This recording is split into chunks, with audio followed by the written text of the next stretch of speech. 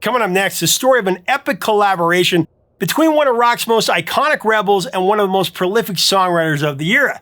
The rock legend had this bold, risque song title that no one would dare play, but she had a killer riff to back it up. All she needed was some expert help to craft a radio-friendly title and some unforgettable lyrics. This song became a big ol' hit, making waves in pop culture with NFL fans, even catching the attention of a fellow Hall of Fame singer who tried to use the chorus as a pickup line at her hotel door naked. You're gonna love this saucy narrative coming up on Professor of Rock. Hey, music junkies, Professor of Rock, always here to celebrate the greatest artists and the greatest songs of all time. You know, if you ever look through the Sears or JCPenney catalog to pick out your Christmas wants, you're going to dig this channel of deep musical nostalgia. Make sure to subscribe below right now. Click the red bell and click the notification button so you always know our latest and greatest come out. We have some great interviews coming. We also have our Patreon below and some new merch. And sometimes you don't think a song's going to have that cool of a story, and then it just blows you away and it makes you love the song even more. This is one of those things. To start out, I want to say Joan Jett is one of the coolest to ever pick up a guitar. I've seen her live a bunch of times, including this last summer, and she's just such a natural. She's a true trailblazer of the rock era as a co-founder of the all-female rock and punk band The Runaways, and with the Blackhearts, the band that backed her up through her dynamic solo career. Under the visionary guidance of her manager, Kenny Laguna, Joan went solo after leaving The Runaways in 1979. On her second solo album, she crushed it.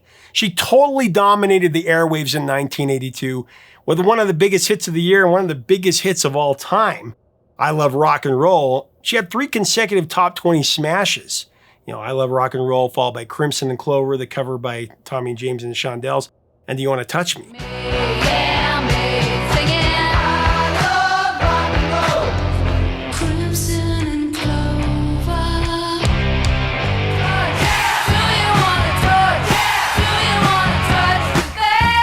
But after that incredible cycle of breakout success, Joan's stock kind of cooled, and she experienced a 4-year drought with no hits. Being the intrepid fighter that she is, Joanie bounced back in 1987 with a hit movie and one of her most successful singles, I Hate Myself for Loving You, but it was almost a completely different title and a completely different song.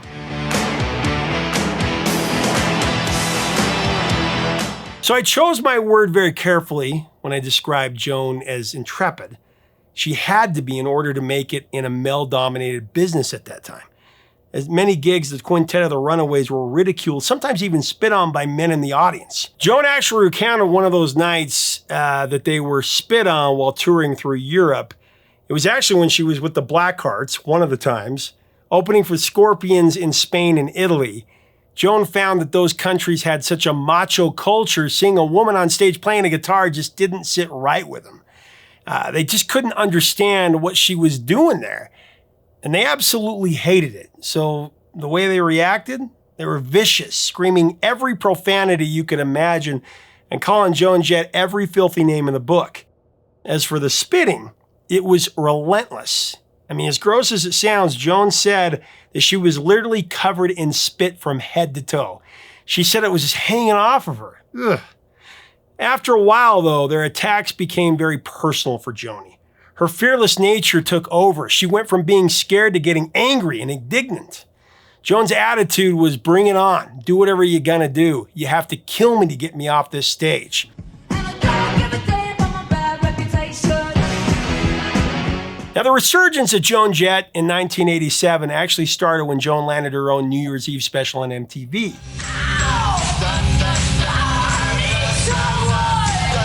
And then came an unexpected movie role. So here's what happened. Paul Schrader, who authored screenplays for movies like Taxi Driver, American Gigolo, and Cat People, he wrote a screenplay inspired by his childhood, and he gave it the placeholder title, Born in the USA. His dream was for Bruce Springsteen to star in the film adaptation. However, Bruce wasn't interested in acting or allowing the use of his song, any of his songs in a lot of movies, especially early on. Instead, he offered to write a new title song for the movie once it got going. Bruce held off until the lead musician was cast, and when Joan Jett was chosen, he sent Paul a song he'd written specifically for the film called Just Around the Corner, Light of Day. Along the way, just around the corner from the light. earn the part of Patty Raznick, Joan Jett beat out a bunch of other contenders to star alongside Michael J. Fox in Light of Day. Joan's performance got rave reviews, and the movie generated over $10 million at the box office. Pretty great for a mid-range budgeted film. Actually, with an inflation calculator, it amounts to about $25 million in today's receipts.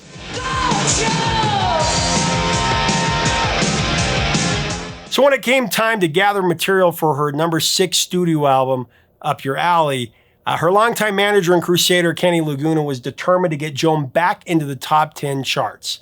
Kenny had a smart idea to enlist the expertise of one Desmond Child. Of course, Desmond Child was one of the hottest songwriters around at that moment. Desmond's reputation as a great lyricist got around quickly after he wrote I Was Made for Lovin' You, the #11 hit for Kiss in 1979.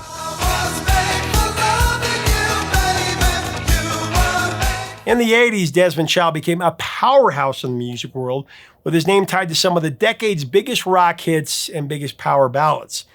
He penned Aerosmith's Dude Looks Like a Lady, and their ballads Angel and What It Takes. Plus there was the 1993 hit Crazy, which we've covered before. He also wrote for Cher, We All Sleep Alone, just like Jesse James. Also Alice Cooper, Poison, and Michael Bolton, How Can We Be Lovers?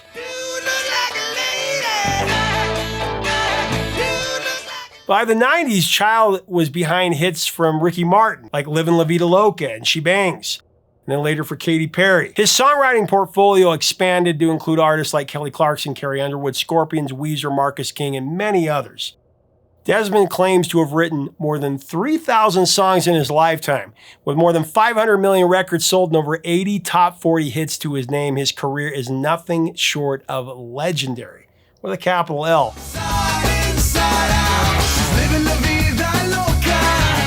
But really, Desmond is most famous for his collaboration with Bon Jovi on his blockbuster album Slippery When Wet, featuring back-to-back #1 hits that he co-wrote with John Bon Jovi. It was really a sneak peek of one of the tracks that he wrote with John that led to the collaboration between Desmond Child and Joan Jett. Kenny Laguna and Joan had an A&R friend at Epic Records who knew Desmond well. Prior to the release of Slippery When Wet, their friend played them a secret copy of Livin' on a Prayer. It was a song, of course, Desmond had composed with John Bon Jovi and Richie Sambora. When Kenny heard this song, he was in absolute awe. I need to meet this guy, is what he said. And he started to pursue Desmond to write with Joan Jett. That was his plan. There was just something about his style that Kenny Laguna really liked. He said it reminded him of the Four Seasons. Kenny was a big fan of the arrangement of those classic songs by the Seasons, and he witnessed the magic happen since he had worked with Bob Crew, the guy that produced most of the Four Seasons hits. Legend. The comparison to Bob Crew was really flattering to Desmond because Bob was one of his most important mentors. Bob taught him how to break down the structure of a song. He said, and I quote, "Even though you're emotionally invested in it, you also need to stay detached. There's no room for ego."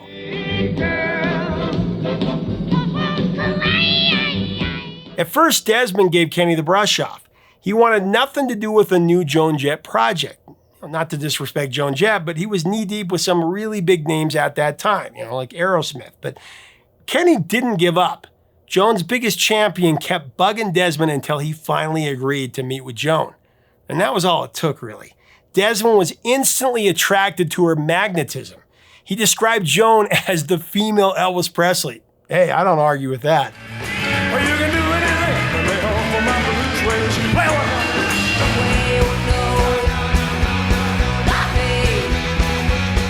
so Desmond and Joan got together for a writing session when Joan shared a song with him that she had a killer guitar riff for. She knew that it was awesome. She called the song I Hate Myself Because I Can't Get Laid. Now Desmond heard that title and he laughed out loud. The riff was catchy as hell, but the song title, that was not going to fly on radio at that moment. Now Desmond suggested they add the word love in the title, something like I Hate Myself for Loving You.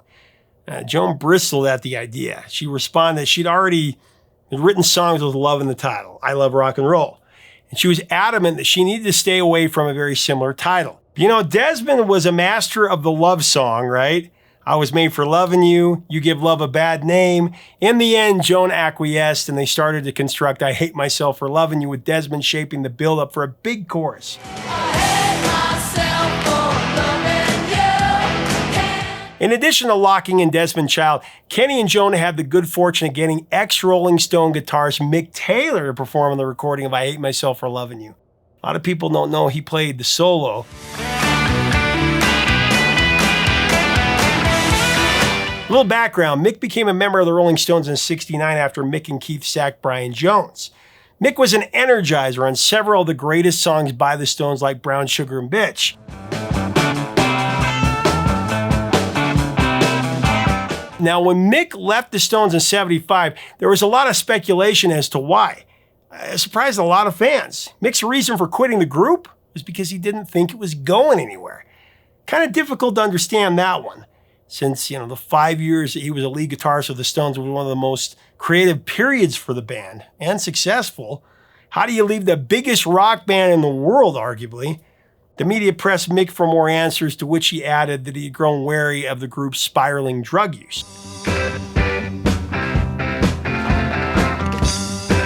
I Hate Myself for Loving You kicks off with an awesome drum beat and hand clap rhythm that instantly just takes you, hooks you. Then that cool guitar riff comes in. It's unmistakable. It's got that classic rock and roll vibe. And the chorus, it's just absolutely infectious.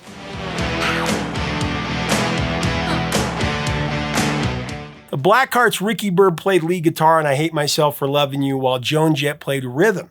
Joan can actually wail on the guitar, as we all know. She was the lead guitarist for the Runaways.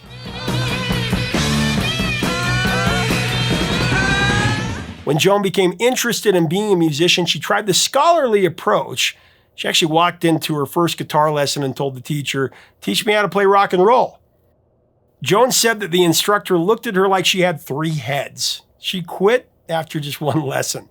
Instead, she picked up one of those teach yourself guitar books, which showed her how to play basic bar chords. And from there, she just holed up in her bedroom, played along to records by Free and Deep Purple and T-Rex and Black Sabbath. And really, she was a natural, picking it up right away. It never felt like a chore or homework for Joan. It was just fun jamming along to her favorite records.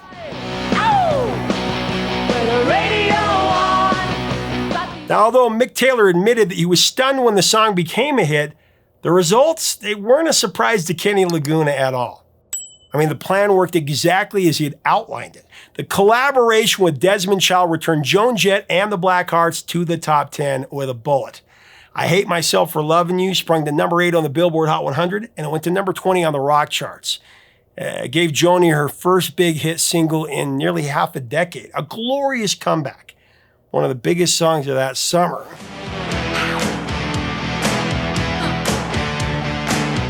The track was actually a surprise smash in Zimbabwe, of all places.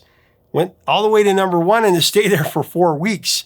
I Hate Myself for Loving You was not the lofty chart topper that I Love Rock and Roll was, but it's had serious stamina, staying on the charts 6 weeks longer than that jukebox jam for a total of 26 weeks on the Billboard Hot 100 compared to just 20 weeks for I Love Rock and Roll. But on September 10, 2011, the song had another pop culture bump, climbed to number 39 in the US Rock Digital Songs chart.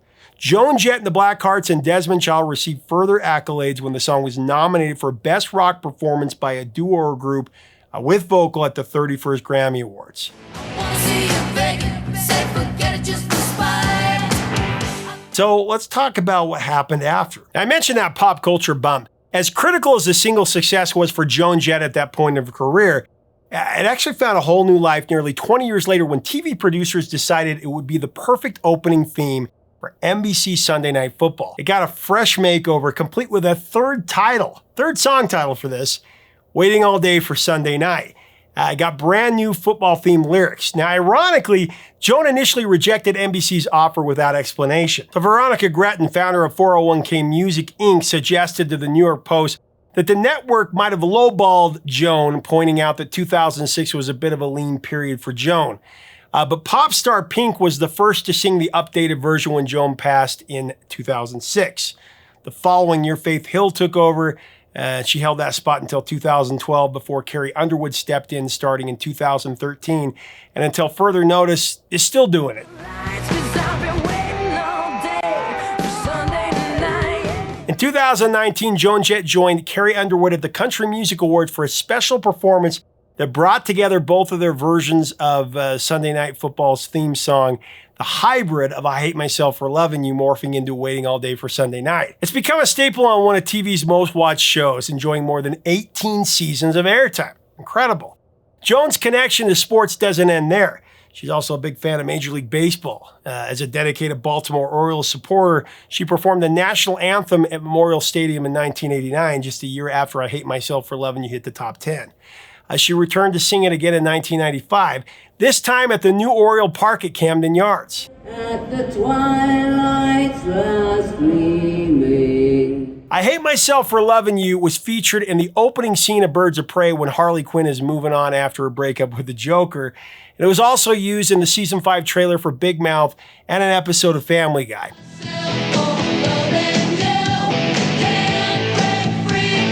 Joan Jett and the Blackhearts recorded a duet of I Hate Myself for Loving You with another icon, Dolly Parton, for Dolly's acclaimed Rockstar album. Dolly originally asked Joan to sing I Love Rock and Roll for her to include on this special album, but Joan didn't want to do that one. She told Dolly, and I quote, "Anyone can sing that song. Let's sing I Hate Myself for Loving You." And, Dolly was totally in for it. Makes me hate myself. Yeah, and I hate it when I hate. I Hate Myself for Loving You lived up to a prediction made by one of Desmond Child's famous clients. Altering Joan's original title with love and building a big anthemic chorus around Joan's riff worked like a charm. Desmond Child helped craft another big hit, and Joan Jett's top 10 stature in the business was restored. The song was on everybody's lips once it hit the airwaves, even on a pair of rock's most famous lips. Actually, in his 2011 book, Does the Noise in My Head Bother You?, Steven Tyler shared a wild story from when Aerosmith was touring with Joan Jett.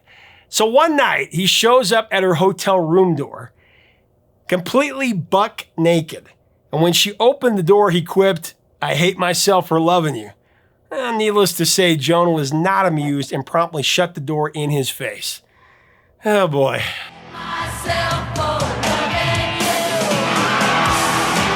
During a 2019 concert at Lincoln Center, Desmond shared a private moment with another eminent client. Desmond recounted, and I quote, "I remember playing I Hate Myself for Loving You to Bon Jovi for the first time. When the song was through playing, he looked at me. He let loose an expletive, and he just walked away. Apparently, he was jealous that it was Joan's song and not his. Well, hey, John Bon Jovi knows a hit when he hears it."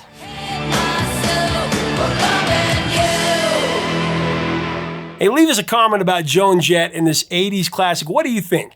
Should she have kept the first title? Do you think that would have flown in the 80s? I don't think so. I hate myself because I can't get laid. What do you think about them turning into the NBC Sunday Night Football theme song and that crazy story with Steven Tyler? My gosh.